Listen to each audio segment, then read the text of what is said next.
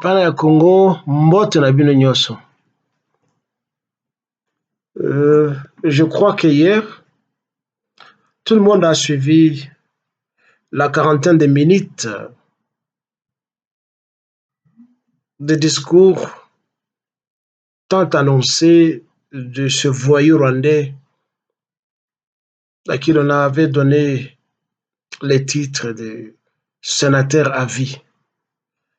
Je pense qu'après la levée de ses immunités, on ne va plus l'appeler sénateur à vie, il deviendra désormais sénateur à mort.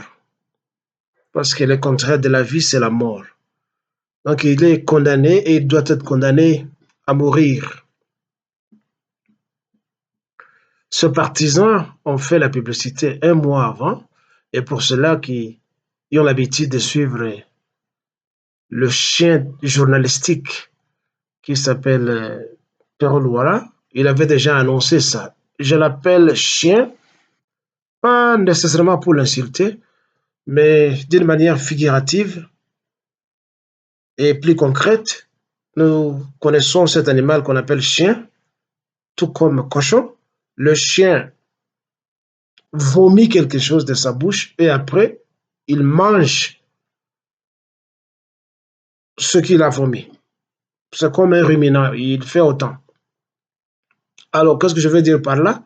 Si vous visionnez les anciennes DVD de M. Pero Luara, il s'était beaucoup attaqué à M. Hippolyte Kajambere Kanambe, comme nous tous nous l'avons fait. Et ça a étonné les gens, ben, ça c'est la force de l'argent. Après plusieurs années, il devient défenseur, l'avocat numéro un de ce même Kanambe. J'ai fustigé beaucoup d'interventions de M. Pero Luara dans la plupart de mes interventions, pour ceux-là qui ont l'habitude de suivre quelques vidéos que je poste dans le network. Et il avait donc déjà annoncé un mois ou quelques semaines avant ce que sera le discours qu'il a qualifié de tonitruant qui allait secouer la classe politique congolaise s'il y en a. Par contre, ce que nous avons suivi hier, c'était du babiole.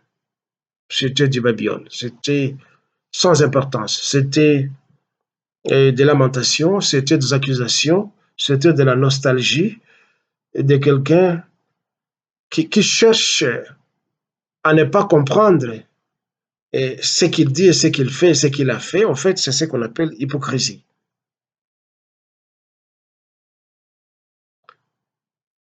On ne s'attendait à rien et je me demande comment est-ce que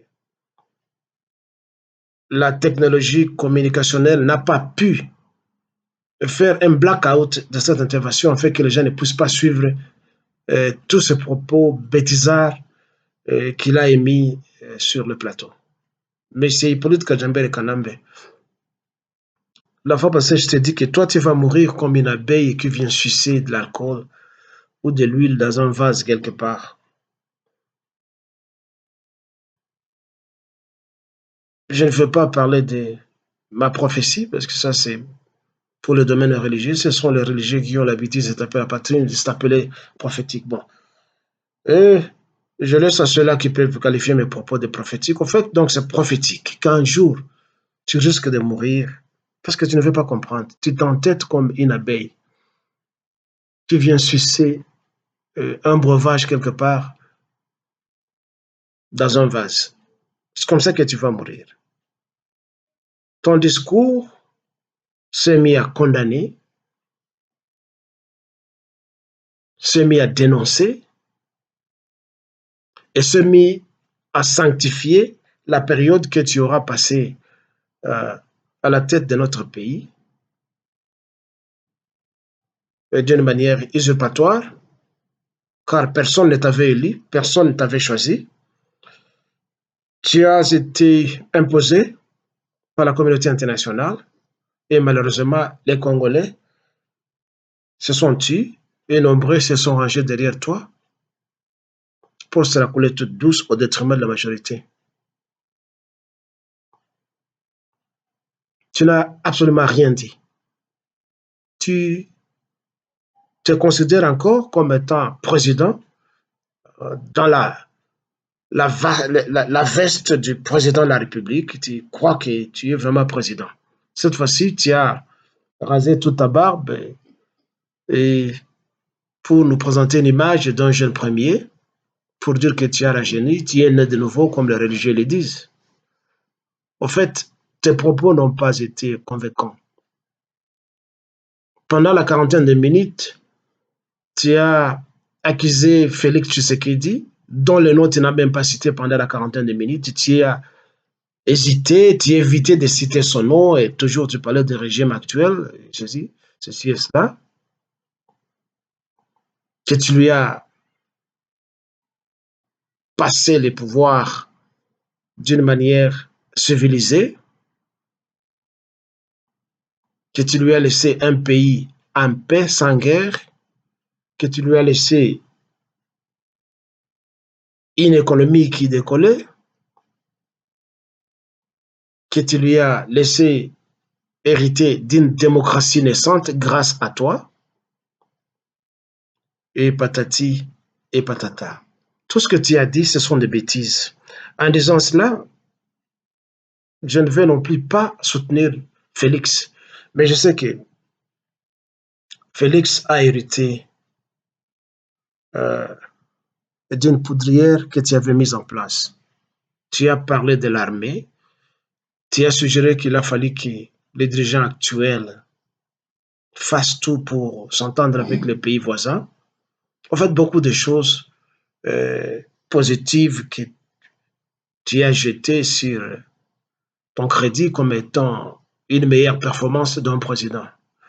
M. Kanambe, tu es un vaurien, tu es un menteur, tu es un voleur, tu es un massacreur, tu es un usurpateur qui ne mérite qu'une chose, c'est d'être arrêté et jugé, si tu as la chance d'être jugé comme Saddam Hussein de l'époque, et au final, d'être exécuté. Tu mérites l'exécution. Et ne viens pas distraire les gens avec des discours creux pour chercher à accuser ceux qui t'ont remplacé. Tu rêves de revenir au pouvoir. Eh bien, monsieur Rwandais, tu ne reviendras jamais. Même Ata Tolingi Félix était, hein, mais yo kozonga te. Moto mususu mais yo te. Peut-être ngai ne la kozonga yo te. Mais la vingtaine d'années que tu as passé au pays ne te suffisent pas, toi. Tu lui as laissé quelle armée? Une armée multinationale de voyous, de Rwandais, des Ougandais, des Burundais, de tout le monde que tu es allé recruter par-ci par-là. Tu lui as laissé quelle démocratie? Depuis que toi tu as été au rang du pouvoir chez nous, nani oyo apona yo à la président. Alors, tu te présentes comme étant un donneur de leçons de la bonne gouvernance et de la démocratie au pays. Eh bien, tu ne nous gouvernais pas, tu nous gérais comme étant tes choses. Tu n'étais pas un dirigeant, tu étais un gérant d'une petite boutique qu'on appelle Congo. Donc, tu n'étais pas un leader, tu n'étais pas un dirigeant, tu n'étais pas un gouvernant, tu n'étais qu'un chien galet, un chien aboyant, un chien de garde, à la solde des impérialistes. Et tu as la chance parce qu'il n'y a toujours pas eu quelqu'un pour t'appréhender, te flanquer en bloc comme les pays de l'AES le font au Sahel. C'est tout ce que tu mérites. Je le répète, tu ne mérites qu'une seule chose, l'exécution publique. Après qu'on ait levé des immunités, tu nous reviens avec un discours provocateur pour nous donner des leçons. Toi, et ici, j'avertis les Congolais, oh, il faut azonga pas naïe. Non. il ne doit pas rentrer chez eux. On doit l'appréhender et le tuer. Parce qu'il a aussi tué. Et il n'y a pas que lui qui doit passer par les armes. C'est tout le monde de PPRD. Tous ceux-là qui l'ont soutenu comme étant des béquilles sur lesquels il marchait afin de subjuguer les Congolais.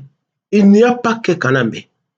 Tous ces soi-disant professeurs d'université, soi-disant intellectuels qui vous parlent un long et châtié français, tous ceux-là qui l'ont aidé à se maintenir pendant longtemps au pouvoir doivent être appréhendés, jugés et exécutés. Il n'y a que cela qui donnera leçon aux générations à venir.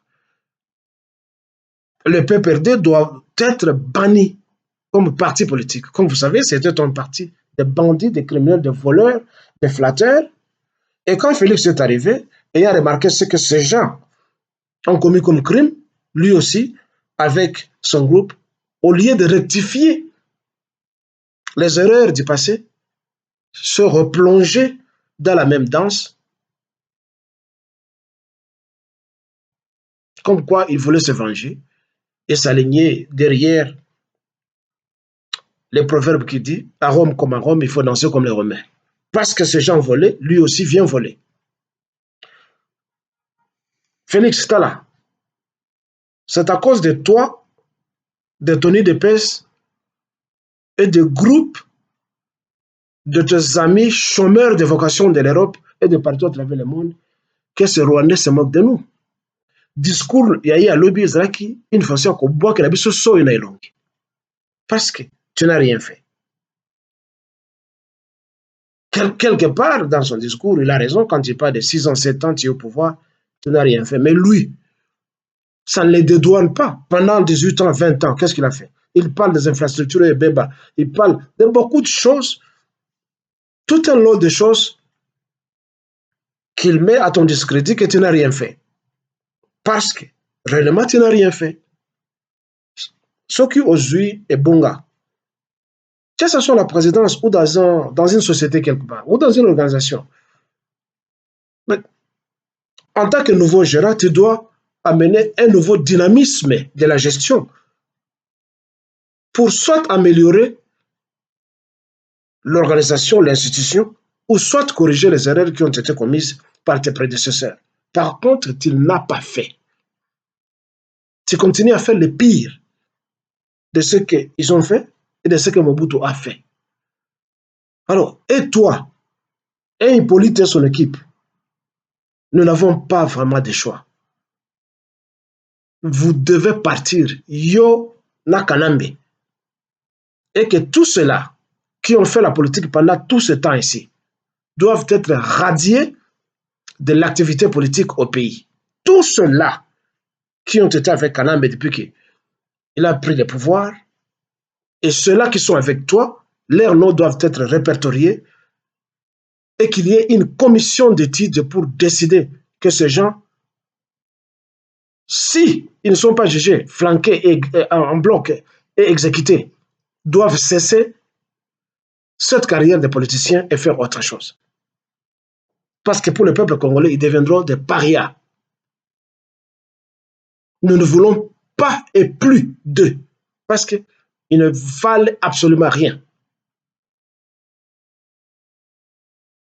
La justice congolaise, si elle veut qu'elle soit soutenue par la population congolaise, doit réellement être ferme dans ses décisions et dans la lecture des articles de droit chez nous.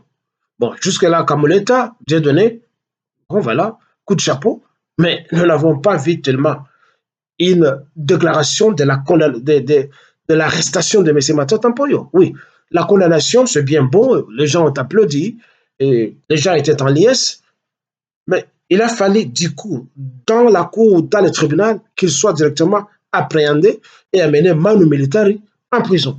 Et voilà qu'il y a des spéculations qu'il est déjà en Belgique, qu'il a fui. Comment est-ce qu'il a fui? Il est passé par quelle voie?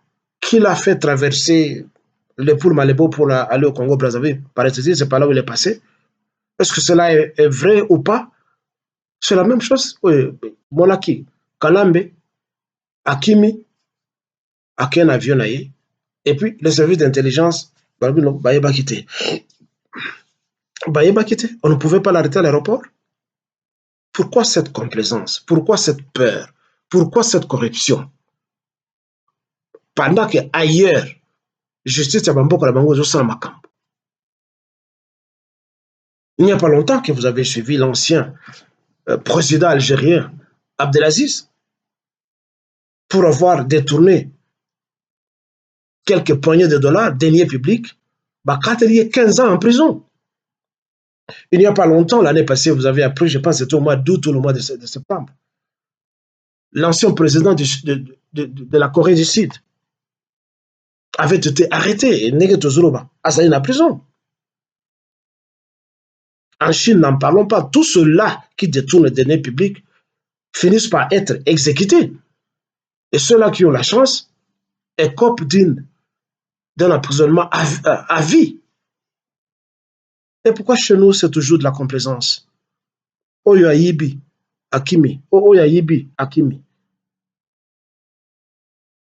Matata Mpogno a volé de l'argent. Beaucoup, avant Matata Mpogno et après Matata Mpogno, ont continué à voler. Pourquoi la justice du Congo et M. Félix Tshisekedi, vous n'avez pas pesé de votre poids? Une justice de 2 poids, 2 mesures. C'est de l'injustice, c'est du tribalisme. Et cela doit cesser.